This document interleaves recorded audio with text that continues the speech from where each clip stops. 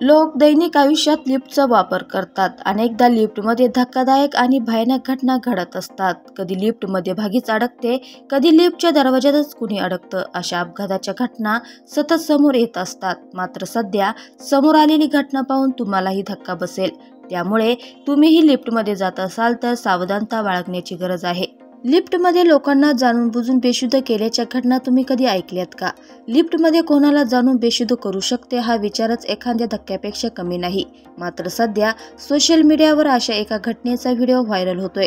पाहून तुमचाही विश्वास बसणार नाही. समोर आलेल्या ह्या व्हिडिओमध्ये तुम्ही पाहू शकता लिफ्टमध्ये एक महिला मास्क लावून आहे. त्यानंतर आणखीन एक महिला लिफ्टमध्ये चढते.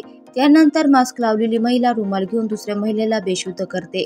मग ती त्या महिलेकडील सर्व सामान घेऊन पळून जाते. हा संपूर्ण प्रकार सीसीटीव्ही मध्ये कैद झालाय. संजय जर्नो नावाच्या एक्स अकाउंटवर हा व्हिडिओ शेअर करण्यात आला आहे.